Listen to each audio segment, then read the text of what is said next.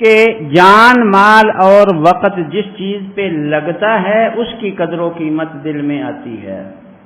دکان کے اوپر جان مال وقت لگا ہے اس کی قدر و قیمت ہے، لیکن ایمان کے اوپر ہماری نہ جان لگی نہ وقت لگا، اور اس وجہ سے ہمارے ذہنوں کے اندر ایمان کی قیمت نہیں، جبکہ واقعہ یہ ہے کہ ایمان سے قیمتی چیز دنیا کے اندر اور مسلمانوں کے پاس کوئی بھی نہیں۔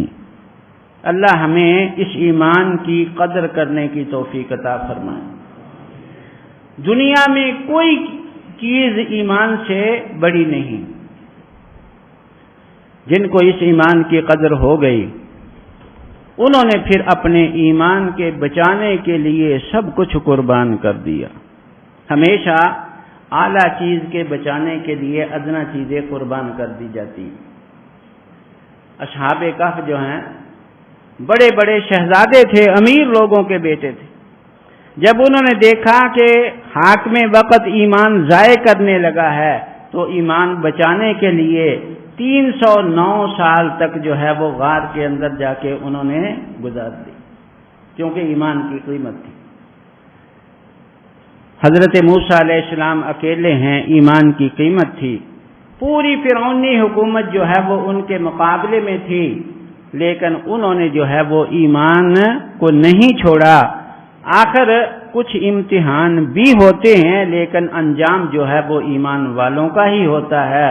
وہ جو کہا کرتا تھا کہ انا ربکم الاعلی، اب اس فرعون کا نام کوئی اپنے بچے کا رکھنے کے لیے تیار نہیں کہ بچے کا نام فرعون رکھ لیا جائے۔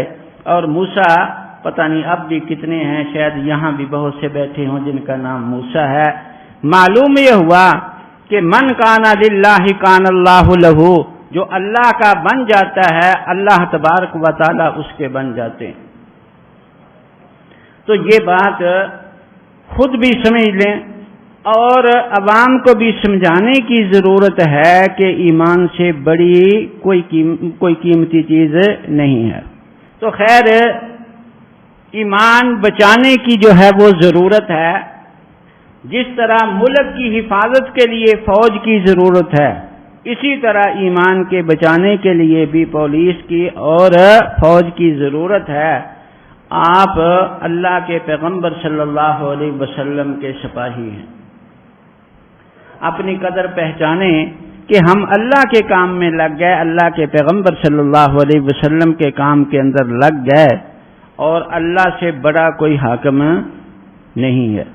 الیس اللہ باحکم الحاکمین، سب سے بڑے حاکم اللہ ہی ہیں، اور بڑے حاکم کے کام کے اندر جو لگ جائے اس سے بڑا کوئی خوش نصیب نہیں ہے۔ چھوٹے حاکم جو ہیں وہ ناراض بھی ہوں تو کوئی پرواہ نہیں ہے، جب بڑا حاکم جو اگر سپاہی کسی سے ناراض ہو اور ایس پی راضی ہو تو وہ کس کی کو فکر نہیں کرتا کہ ایس پی بڑا ہے وہ راضی ہے۔ تو جب اللہ سے بڑا حاکم نہیں ہے، اللہ تعالیٰ نے مجھے اور آپ کو اپنے کام میں لگا لیا تو اس سے بڑی کوئی نعمت نہیں ہے۔ لیکن یہ فرض بھی ادا کرنا ہے کہ صحیح دین جو ہے وہ عوام تک پہنچے، امر بالمعروف ہو، نہی عن المنکر ہو۔ تو منکرات بہت سی ہیں، یاد رکھیں کہ اختلافات آج کل ہمارے حکمران بھی کہتے ہیں کہ یہ اختلاف کیوں ہو رہا ہے، عوام بھی کہتی ہے کہ اختلاف دین میں کیوں ہو رہا ہے، اور کہتے ہیں کہ ہم اختلاف کی وجہ سے بڑے پریشان ہیں۔ لیکن واقعہ یہ ہے کہ یہ اختلاف صرف دین میں تو نہیں، دنیا میں بھی ہے۔ ایک مریض کو 6 ڈاکٹروں کے پاس لے جائیں تو ہر ڈاکٹر کے مرض کی تشخیص دوسرے کے علاوہ ہوتی ہے، تشخیص میں ان کا اختلاف ہے۔ ایک کہتا ہے یہ مرض ہے، دوسرا کہتا ہے یہ دوسری مرض ہے، تیسرا کہتا ہے تیسری مرض ہے۔ اگر مرض میں اتفاق ہو جائے تو نسخے کی تجویز میں ان کا اختلاف ہوتا ہے کہ یہ نسخہ صحیح ہے، یہ دوائی صحیح ہے یا دوسری صحیح ہے، تو یہ اختلاف ہوتا ہے۔ لیکن آج تک ہم نے کبھی نہیں اتنا شور سنا کہ ڈاکٹر بڑا اختلاف کرتے ہیں، لیکن مولویوں کے بارے میں شور سنتے ہیں کہ مولوی بڑا اختلاف کرتے ہیں۔ اصل اس کی وجہ بھی وہی ہے کہ عوام کے دل کے اندر دین کی وقعت نہیں. اگر دین کی وقعت ہو تو شور نہ مچے. جسمانی صحت کی وقعت ہے، اس لیے ایک ڈاکٹر سے نا امید ہو گیا، دوسرے کے پاس جائے گا، تیسرے کے پاس 10 بدلے گا، 50 ڈاکٹر بدلے گا، لیکن شور نہیں ہوگا. کیوں؟ اس لیے کہ وہ جانتا ہے کہ آخر ہم نے علاج ڈاکٹر ہی سے کرانا ہے. تو اس لیے ان کے خلاف پروپیگنڈا نہیں ہوتا. لیکن یہاں ایک مولوی سے مسئلہ پوچھا، دوسرے کا دوسرا آ گیا تو فوراً شور ہوتا ہے، دیکھو جی مولوی بڑا اختلاف کرتے ہیں. معلوم یہ ہوا کہ یہاں مولوی کی دل کے اندر وقت نہیں، دین کی وقت نہیں، جسمانی صحت کی وقت ہے. مریض کو اگر لندن لے جانا پڑے تو وہاں بھی لے جاتے ہیں، ہمت نہیں ہارتے، اور یہاں ایک دو سے مسئلہ پوچھ کے جو ہے پروپیگنڈا شروع کر دیتے ہیں. تو اصل چیز یہی ہے کہ وہ دل کے اندر دین کی وقت پیدا ہو جائے تو ایسا پروپیگنڈا نہ ہو. تو یہ اختلافات جو ہیں وہ برے ہیں، لیکن ہر اختلاف برا بھی نہیں ہوتا. بہت سے اختلاف اچھے بھی ہیں جس کو اللہ کے پیغمبر صلی اللہ علیہ وسلم نے رحمت فرمایا، اور وہ اختلاف بھی قرآن و سنت سے ثابت ہیں. نبیوں کے اندر جو اختلاف ہے شریعتوں کے اندر وہ اللہ کی رحمت ہے. اسی طرح جو ہے وہ 7 قراتیں ہیں، قراتوں کا اختلاف ہے، یہ اللہ کی رحمت ہے.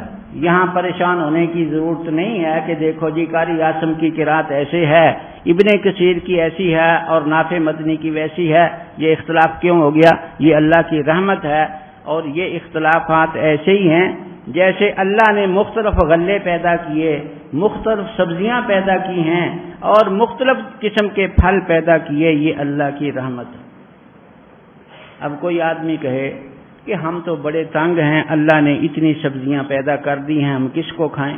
اللہ ایک ہی سبزی پیدا کر دیتے تو ہم کھا لیتے، اللہ ایک ہی پھل پیدا کر دیتے تو ہم کھا لیتے، اتنے پھل کیوں پیدا کر دیے؟ تو ہر آدمی کہے گا کہ بڑا ناشکرا ہے، اللہ کی نعمتوں کی ناقدری کر رہا ہے. تو جس طرح یہ پھلوں کا اختلاف ہے، اسی طرح دین کے اندر ایک اختلاف اللہ کی رحمت ہے. جس طرح جسمانی مزاج جو ہیں وہ مختلف ہیں. ایک آدمی کو شوگر ہو گئی ہے تو کہتے ہیں کہ آڑو مفید ہے اور بہت سے پھل نقصان دہ ہیں، اور اگر بلڈ ہو گیا تو ایک سبزی جو ہے وہ اچھی ہوگی بلڈ کے اندر، دوسری نقصان دہ ہوگی. تو چونکہ جسمانی مزاج مختلف ہیں، اللہ نے یہ پھل وغیرہ بھی مختلف پیدا کر دیے. تو یاد رکھیں کہ روحانی مزاج بھی مختلف ہیں، اللہ تعالیٰ نے روحانی اختلاف بھی رکھ دیا. بلکہ یہ عقل کا تقاضا ہے کہ روحانی اختلاف بھی ہونا چاہیے. ائمہ مجتہدین کا جو اختلاف ہے یہ روحانی اختلاف ہے. لیکن کچھ اختلاف جو ہیں وہ حق اور باطل کے ہوتے ہیں، ان کو نظریاتی اختلاف کہا جاتا ہے. پہلے اختلاف جو ہیں ان کو اجتہادی اختلاف کہا جاتا ہے. اجتہادی اختلاف اللہ کی رحمت ہے اور نظریاتی اختلاف جو ہے وہ زحمت ہے. اللہ کے نبی نے اس اختلاف سے پناہ مانگی.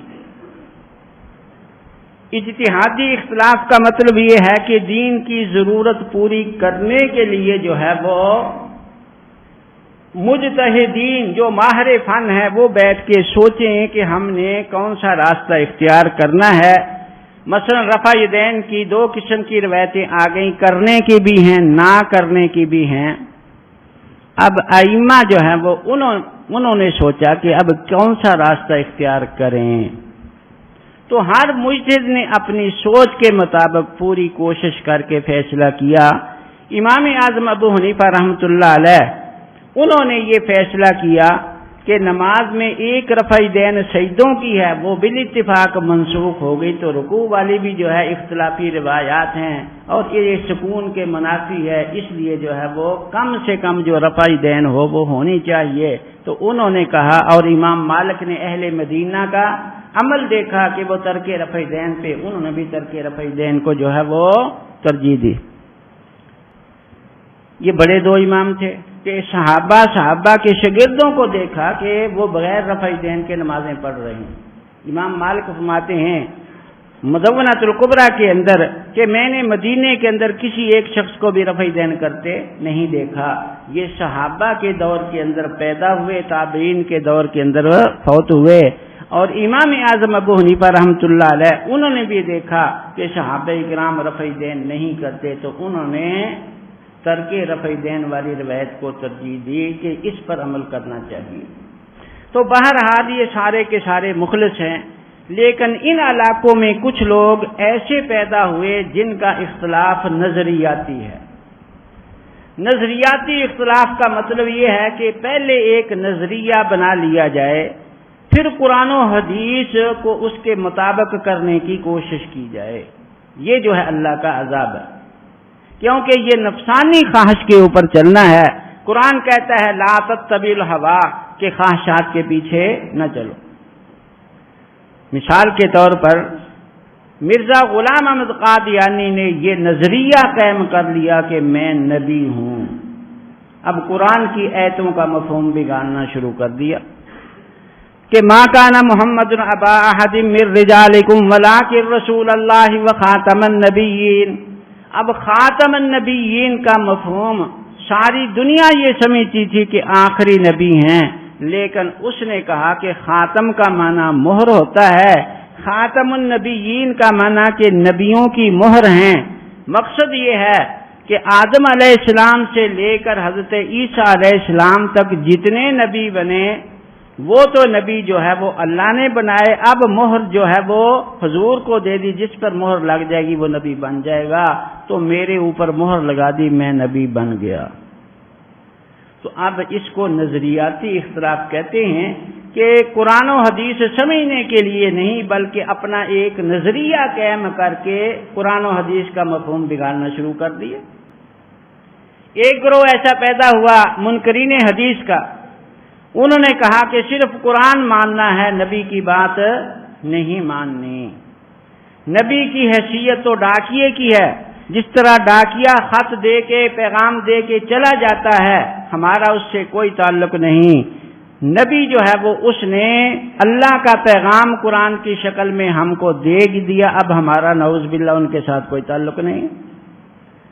اب حدیث کے حجت ہونے کا انکار کیا اور قرآن کی آیتیں بگاڑنی شروع کر دی کہ وَلَقَدْ يَسَّرْنَا الْقُرْآنَ لِلذِّكْرِ، کہ ہم نے اللہ تعالیٰ فرماتے ہیں قرآن آسان کر دیا. مولوی کہتے ہیں کہ یہ قرآن آسان نہیں، حدیث کے بغیر نہیں سمجھا جاتا. حالانکہ اسی قرآن کے اندر یہ تھا کہ یسرناہ بلسانک، کہ اے پیغمبر ہم نے آپ کی زبان سے اس کو آسان کیا، اور آپ کی زبان سے مراد حدیث ہے. تو اب انہوں نے بھی بعض آیتوں کے مفہوم بگاڑ کے اپنے نظریے کو جو ہے وہ عوام میں پھیلانا شروع کیا. یہ نظریاتی اختلاف. کسی نے یہ عقیدہ بنا لیا کہ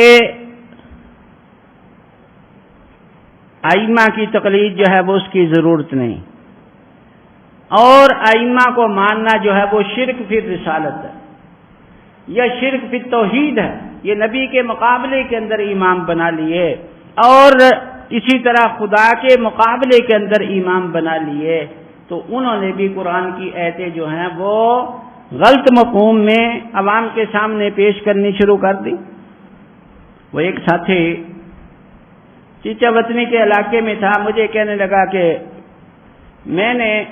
ہم نے اپنی 2 بہنیں ان غیر مقلدین کے مدرسے میں قرآن پڑھانے کے لیے بھیجی تھیں، قرآن پڑھ کے آ گئی ہیں، لیکن اب ہماری نہ ان کو نماز پسند آتی ہے نہ وضو پسند ہے، دن رات گھر کے اندر لڑائی رہتی ہے، بلکہ وہ ہمیں مسلمان ہی نہیں سمجھتی. میں نے کہا ٹھیک ہے، جیسی کرنی ویسی بھرنی.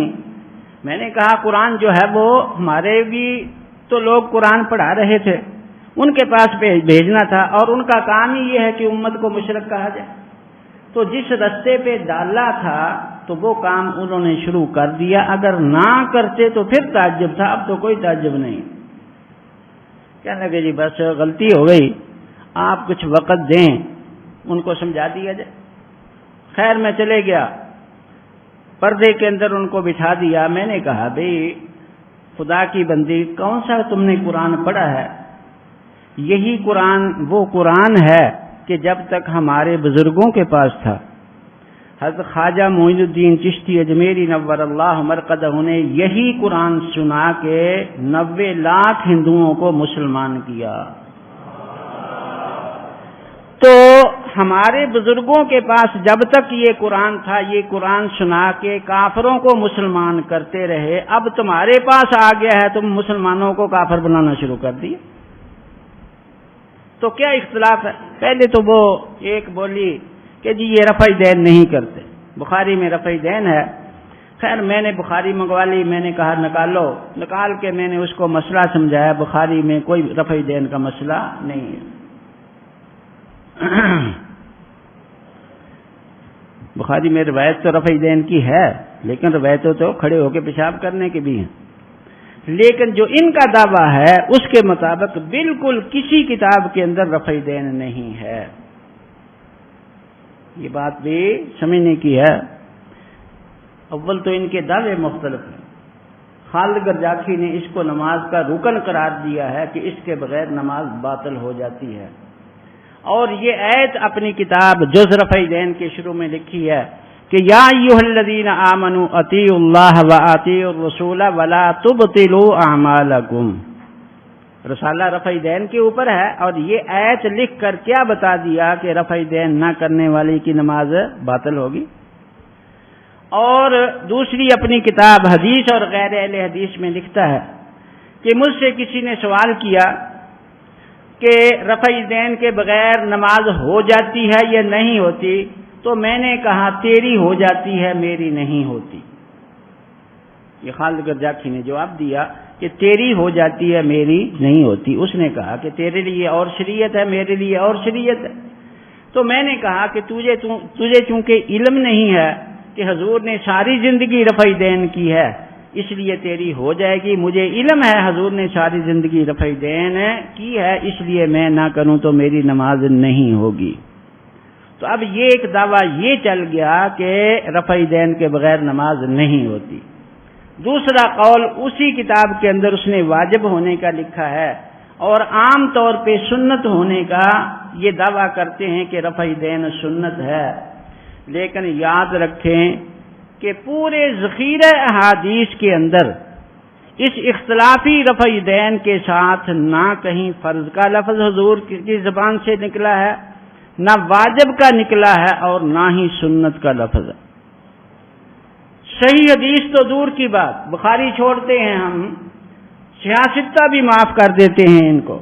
ہم کہتے ہیں غیر سیاستہ سے صحیح نہیں، ضعیف ہی دکھا دو، ضعیف نہیں جھوٹی ہی حدیث دکھا دو جس میں رفع دین کو فرض اللہ کے نبی نے کہا ہو، ایسی کوئی جھوٹی حدیث بھی نہیں ہے۔ پھر آ جاتے ہیں سنت کے اوپر، تو پورے ذخیرہ احادیث میں اس اختلافی رفع دین کے ساتھ کہیں سنت کا لفظ بھی حضور نے نہیں فرمایا۔ اور چیزوں کو سنت فرمایا، النکاح من سنتی تو فرمایا کہ نکاح میری سنت ہے، لیکن اس رفع دین کو سنت نہیں کہا۔ مسواک کے فضائل بیان کیے، اس رفع دین کی ایک نیکی بھی بیان نہیں کی۔ پورے 23 سالہ دور نبوت میں حضور کی زبان پہ اس رفع دین کا لفظ ہی نہیں آیا، تو یہ دعویٰ بھی ان کا ثابت نہیں ہے، نہ بخاری کے اندر نہ کسی اور کتاب کے اندر کوئی جھوٹی حدیث بھی نہیں ہے۔ کوئی ثواب ہو اس کے اوپر، مستحب ہو، ایسا بھی کوئی لفظ نہیں ہے۔ تو شافعیوں کی رفع دین تو ہو سکتی ہے کیونکہ اجتہادی ہے، ان والی رفع دین نہیں ہے۔ تو انہوں نے بھی ایک نظریہ قائم کر لیا کہ ہم نے جو ہے وہ حنفیت کی تردید کرنی ہے۔ تو خیر میں واقعہ سنا رہا تھا کہ اس بچی کو میں نے سمجھایا کہ یہاں تو تمہاری رفع دین ہے ہی نہیں۔ اب خاموش ہو گئی، تھوڑی دیر سوچ کے کہتی ہے اللہ کا شکر ہے ہماری جماعت اہل حدیث شرک نہیں کرتی، اور تم دیوبندی اور بریلوی دونوں شرک کرتے۔ میں نے کہا معلوم ہوتا ہے تجھے شرک کا معنی بھی نہیں آتا جو ہمیں مشرک کہتی ہے۔ ہم نے ساری زندگی شرک کی تردید کی، ہمیں مشرک کہہ دیا۔ کہنے لگے جی میں نے آتا ہے۔ میں نے کہا بتاؤ کیا معنی ہے شرک کا؟ کہنے لگی کہ غیر اللہ کو ماننا شرک ہے۔ میں نے کہا ذرا سوچ کے بات کرنا۔ کہنے لگی جی سوچ کے بات کی۔ کہ غیر اللہ کو ماننا شرک ہے۔ میں نے کہا پکی بات ہے؟ کہنے لگی جی پکی بات ہے۔ میں نے کہا اچھا اگر غیر اللہ کو ماننا شرک ہے تو یہ بتا کہ حضرت محمد الرسول اللہ صلی اللہ علیہ وسلم کو تو مانتی ہے یا نہیں مانتی؟ اگر مانتی ہے تو بتا کہ وہ اللہ ہیں یا غیر اللہ ہیں۔ اب بڑی پریشان، اور ساتھ ہی میں نے دوسرا سوال کر دیا، میں نے کہا کہ اپنے باپ کو مانتی ہے یا نہیں مانتی؟ اگر باپ کو نہیں مانتی تو اس کا اظہار کر، اگر مانتی ہے تو نے کہا یہ بتا کہ تیرا باپ اللہ ہے یا غیر اللہ ہے؟ اگر غیر اللہ ہے تو یہ تو شرک ہے۔ اب بڑی پریشان ہو گئی، تھوڑی پہلے سوال کے جواب میں تھوڑا سا سوچ کے کہتی ہے کہ نہیں جی حضرت محمد رسول اللہ تو اللہ ہی ہیں۔ میں نے کہا لا حول ولا قوت الا باللہ، ایسا شرک تو ابو جہل نے بھی نہیں کیا تھا جو تو شرک کر رہی ہے کہ حضور کو اللہ کہہ دی۔ اب بڑی شرمندہ تھی۔ جب میں نے کہا باپ کو مانتی ہے یا نہیں، باپ پاس بیٹھا تھا، وہ کہتا ہے کہے نہیں مانتی میں جوتے لگاؤں گا۔ اب بولتی نہیں۔ میں نے کہا ابھی تو جوتا پڑا نہیں، صرف جوتے کا نام آیا ہے، ساری توحید ختم ہو گئی۔ میں نے کہا کہ میں نے جو بات کہی تھی کہ تجھے شرک کا معنی نہیں آتا، پوری دنیا کو مشرک کہہ رہی ہے، یہ بات صحیح ہے۔ کہنے لگی جی آپ بتا دیں شرک کا کیا معنی؟ میں نے کہا کہ شرک یہ ہے خدا کے ساتھ کہ اللہ کے علاوہ کسی غیر کو خدا مانے یا خدا کی خاص صفات میں شریک کرے تو یہ شرک فی التوحید ہے، اور رسالت میں شرک یہ ہے کہ حضرت محمد الرسول اللہ صلی اللہ علیہ وسلم کے علاوہ کسی کو رسالت کا مرتبہ دے تو وہ یہ شرک پھر رسالت ہوگا۔ کہنے لگے جی ٹھیک ہے۔ میں نے کہا کہ اگر تجھے یہ معنی آتا تو میرے دونوں اعتراضوں میں نہ پھنستی، کیونکہ پہلا اعتراض یہ ہے کہ حضور کو مانتی ہے یا نہیں، اس کا جواب واضح تھا کہ ہم حضور کو مانتے ہیں لیکن خدا نہیں مانتے۔ تو جب ہم حضور کو خدا نہیں مانتے تو یہ شرک نہیں ہے، رسول ماننا تو ضروری ہے۔ اور دوسرے سوال کا جواب بھی واضح تھا کہ ہم باپ کو باپ مانتے ہیں، باپ کو اگر کوئی خدا مانے تو وہ تو شرک فی التوحید ہوگا، اور اگر کوئی باپ کو رسول مانے تو یہ شرک پھر رسالت ہوگا۔ تو دونوں سوالوں کا جواب تجھے آ جاتا اگر تجھے شرک کا معنی آتا۔ کہنے لگے جی ٹھیک ہے۔ میں نے کہا پھر ہمیں کیوں مشرک کہا؟ مجھے کہنے لگی تم اماموں کو مانتے۔ میں نے کہا ہم اماموں کو کیا مانتے ہیں؟ امام ہی مانتے ہیں، نہ امام کو خدا مانتے ہیں نہ رسول مانتے ہیں۔ جس طرح باپ کو باپ ماننا ضروری ہے، امام کو امام ماننا تو ضروری ہے۔ کہنے لگی جی آپ دھوکہ دینے کے لیے ہمیں یہی کہتے ہیں عوام کو، لیکن آپ کا عمل بتاتا ہے کہ آپ امام کو جو ہے وہ خدا کے رسول سے بڑھا دیتے۔ میں نے کہا لا حول ولا قوت الا باللہ، ہمارا عقیدہ ہے کہ ہمارے امام اعظم ابو حنیفہ رحمۃ اللہ علیہ تابعی ہیں، ادنا صحابی سے بھی ان کا درجہ کم ہے، تو نے کیسے کہہ دیا کہ رسول سے بڑھا دیتے ہیں یا خدا سے بڑھا دیتے ہیں؟ کہنے لگے نہیں دھوکہ دینے کے لیے تم ایسے ہی کہتے ہو، تمہارا عمل بتاتا ہے کہ تم نبی سے بڑھا دیتے۔ میں نے کہا کون سا عمل ہمارا بتاتا ہے؟ کہنے لگی کہ ایک حدیث آ جائے اللہ کے نبی کی تو امام کہہ دے مان لو تو تم مان لیتے ہو، امام کہہ دے چھوڑ دو تو تم چھوڑ دیتے ہو۔ معلوم یہ ہوا کہ نبی کی حدیث پر امام عمل کروانا چاہے تو کرتے ہو، اگر وہ چھڑوانا چاہے تو چھوڑ دیتے ہو۔ اس کا واضح مطلب یہی ہے کہ تم نے امام کو نبی سے بڑھا دیا۔ خیر سوال بھی یہ نیا ہی میرے سامنے آیا تھا، اللہ تعالیٰ نے فوراً جواب ذہن میں ڈالا۔ میں نے کہا کہ میں بھی ایک سوال کرتا ہوں، اس کا آپ جواب دیں پھر میں جواب دوں۔ اب جب میں نے کہا سوال کرتا ہوں، نہیں جی ہم تو جاہل ہیں، ہم نے کیا جواب دینا ہے، آپ عالم ہیں۔ میں نے کہا جب غلطیاں نکالتے ہو تو اماموں سے اوپر پہنچ جاتے ہو، اور جب ہم سوال کریں تو اب اس وقت جاہل بن جاتے ہو۔ میں نے کہا اپنی جماعت اہل حدیث سے لکھوا دو کہ اہل حدیث جاہل ہوتے ہیں۔ میں نے تسلی دی، میں نے کہا گھبرانے کی ضرورت نہیں ہے، میں ایسا سوال کروں گا جس کا تجھے جواب آتا ہے۔ خیر تسلی دی، خاموش ہو گئی۔ میں نے کہا یہ بتاؤ کہ زندگی میں کبھی بیمار بھی ہوئی ہو یا نہیں؟ کہنے لگی جی کئی دفعہ ہوئی ہیں۔ میں نے کہا پھر کیا کرتی ہو؟ بس یہ اللہ سے دعا کرتے ہیں اور حکیم ڈاکٹر سے دوائی لیتے ہیں، اللہ شفا دے دیتے ہیں۔ میں نے کہا حکیم یا ڈاکٹر کبھی پرہیز بھی بتاتا ہے کہ 2 دن یا 3 دن جو ہے نرم غذا کھانی ہے، یہ گندم کی روٹی نہیں کھانی، چاول کھانے ہیں یا سابو دانہ کھانا ہے، ایسا بھی کہتے ہیں؟ اس نے کہا کہ کہتے ہیں۔ میں نے کہا پھر پرہیز کرتی ہو؟ کہنے لگی کرتی ہیں۔ میں نے کہا اب میرا سوال یہ ہے کہ گندم بھی خدا نے پیدا کی، چاول بھی خدا نے پیدا کیے، سابو دانہ بھی خدا نے پیدا کیا، حکیم ڈاکٹر جب گندم کھلانا چاہے کھلا دے، جب چھڑانا چاہے چھڑا دے، تو اس کا مطلب یہی ہے کہ حکیم کو تم نے خدا سے بڑھا دیا، کیونکہ جیسا اس نے سوال کیا تھا ویسا ہی میں نے سوال کر دیا۔ وہ کہتی تھی کہ امام جو ہے وہ حدیث چھڑا دیتا ہے، کبھی کبھی عمل کراتا ہے، تو میں نے کہا کہ حکیم بھی کبھی روٹی چھڑا دیتا ہے، کبھی کھلاتا ہے، تو اب یہ بتاؤ کہ حکیم کو تم نے خدا سے بڑھا دیا؟